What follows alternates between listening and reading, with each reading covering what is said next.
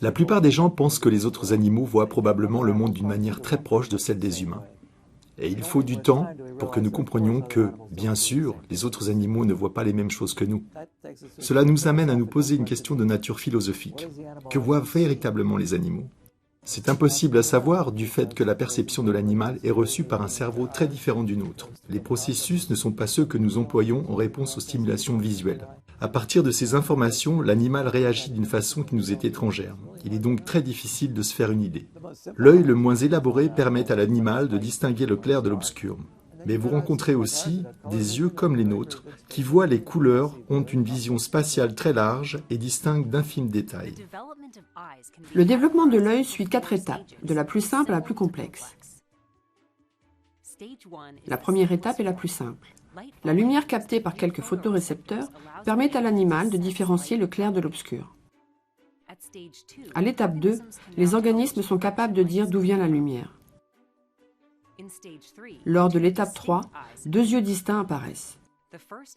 Le premier est un œil de forme concave avec un plus grand nombre de photorécepteurs.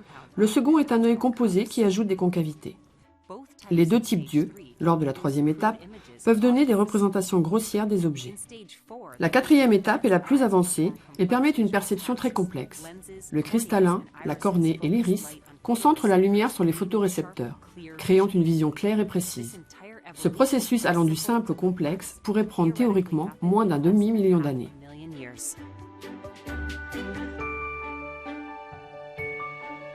Bon, le public me demande souvent, s'il était possible, quel animal choisiriez-vous d'être en termes de vision ? Honnêtement, je dois avouer que depuis le temps que je travaille sur le sujet, j'aimerais vraiment savoir comment la menthe crevette voit le monde.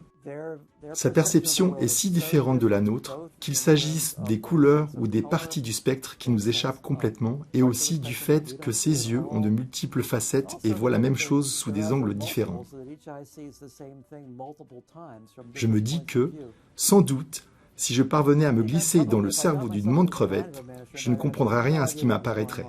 Et je serais bien incapable d'affirmer « Voilà, c'est comme ça qu'elle voit ». Il n'empêche que, pendant quelques minutes, j'aimerais bien voir le monde avec les yeux d'une menthe crevette.